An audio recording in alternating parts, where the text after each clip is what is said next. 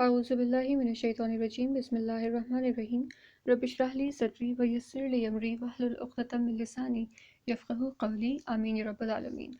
Assalamu alaikum everyone. I hope all of you are doing great. Today inshallah we are going to address the last characteristic of an ism, and that is about its number, whether it's singular or plural. Okay, so let's begin with the number of an ism. Alright, so this seems to be a bit scary slide, but really it's not, because it's really simple, and as always you're going to realize it by the time we are done with the discussion of each of these segments. Okay, so let's begin with our discussion section wise. So over here you can see that I have got a little rhombus over here that says ism, and we have the four characteristics of an ism. So we have its i'rab, already done with this, the rafa nasab and jar forms. We have the status of an ism, whether it's going to be marfa or uh, nakra. So once again we have already covered the status. Grammatical gender, once again we have covered it. It's an ism is either going to be masculine or feminine.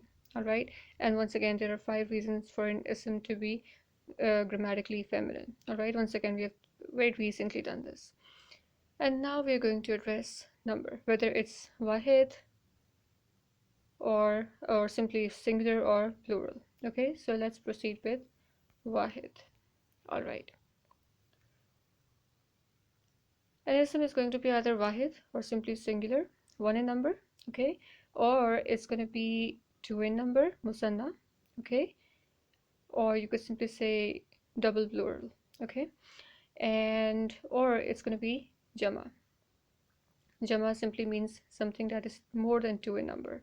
Alright, so 3 onwards is Jama. And as you can see that Jama is of 2 types. Okay, and we are going to discuss both of these 2 types here. Wahid. Now, so far, all the asma that we have analyzed in terms of their grammatical gender, status, and i'rab are all Wahid asma.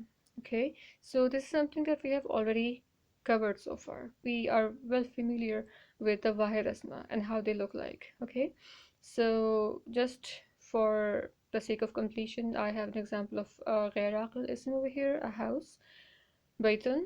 Okay, and as you can see it's Rafa with the nakra form because it has tanween over here. And I have an example of an aqil ism, a man, rajulun. Okay, what's next? Musanna. What's musanna? Two in number, as you can see. Alright, so we have got illustrations as well. So we have 2 houses, baitani, alright, and 2 men, rajulani.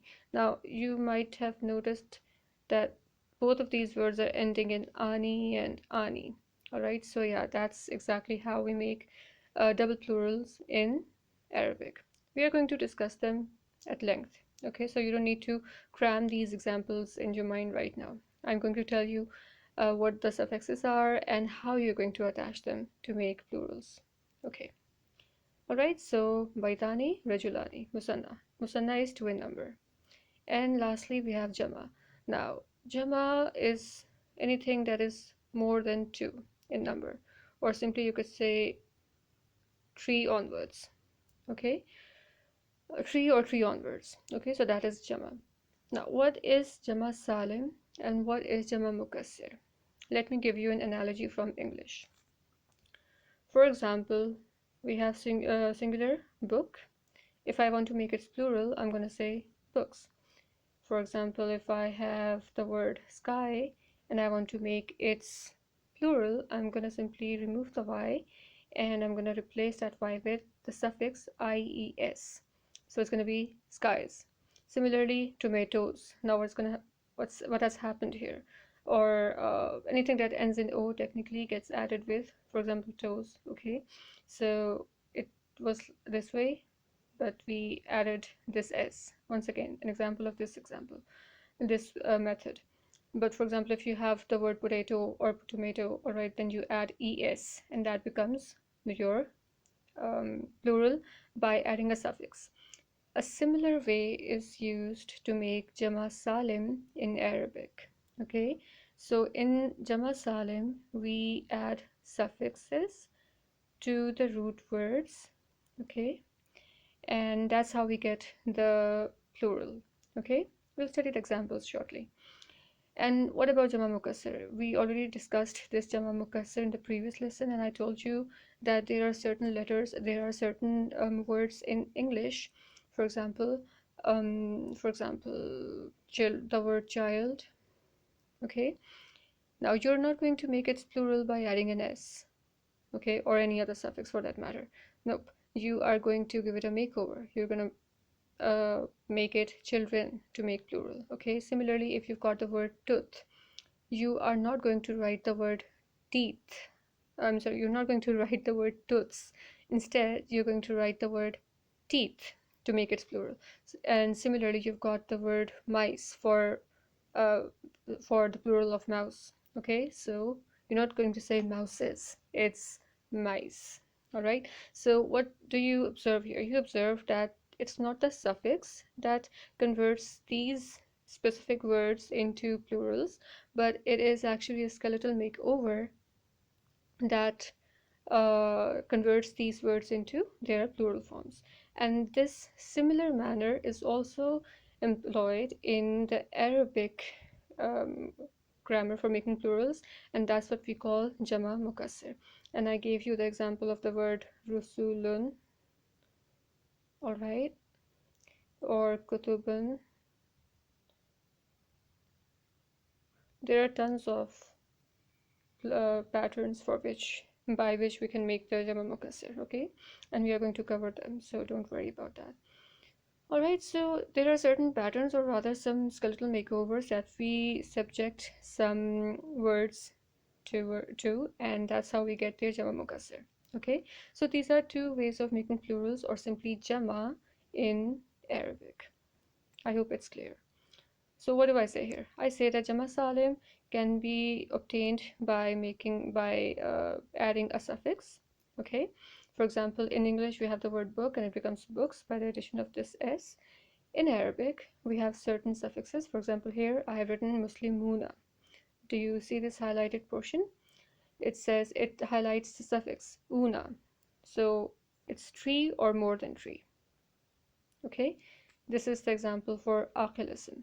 For the ghair aqil asma, for example, the word is jannatun, and if we make is jama salim, we get jannatun. Okay, and once again, this highlighted portion is your suffix, and it means three or more than three gardens. Okay, this was your jama salim. Jama mukassir is obtained by giving the root word, a skeletal makeover. By word makeover, I simply mean some alterations are done. Okay, we're going to study it at great length, so don't worry. Once again, the plural of mouse is mice and not mouses. Okay, so Jama Mukassir. Now, buyutun. This is the example of a Jama Mukassir of a ghair aqil ism. Okay, so baytun, baytani, musanna, and buyutun, Jama Mukassir. Similarly, we also have some Jama Mukassir for aqil asma. Okay, so we studied the example of Jama Salim for an aqil ism, Muslimuna, and then we have this same thing for aqil ism for Jama Mukassir as well. The word rijalun is the Jama Mukassir of an aqil ism. It means men. Okay, three or more than three men. Rijalun. Alright, so I hope that this Jama Mukassir and the difference between these two, between Jama Mukassir and Jama Salim, is clear. Alright, now I hope that you remember this slide. This is something that we studied back in the lesson of Arab, lesson 4. Okay, and that's where I told you that we can tell Arab by a number of ways actually. First of all, we've got tanween to differentiate between the Arab. Then we have some suffix combos, and then we have the context. Okay, so this slide over here tells us how we can differentiate between Arab based on the suffix combos. Okay, so as you can see, we have got rafa, nasab and jar. Now the good news is that for all the suffixes, we have the identical suffix for nasab and jar, and only the rafa form is different. All right, so that's good news because we've got four less suffixes to remember. Okay, so to memorize. So it's a good thing, really. Okay, so for rafa, you've got the suffix ani and then aini. Don't cram this at this moment. We will study this separately in the next lesson. Okay, this is just to give you an idea to set the stage. Okay, and please don't memorize this just at this moment. So you've got the suffix of ani for rafa and aini for nasab and jar. Then you've got the suffix of una for rafa, so muslimuna. All right, that was rafa. Then ina and ina for nasab and jar. Atani, ataini, ataini. All right, so rafa for atani and ataini for nasab and jar. Or you could simply say tani, taini, taini. It's all right.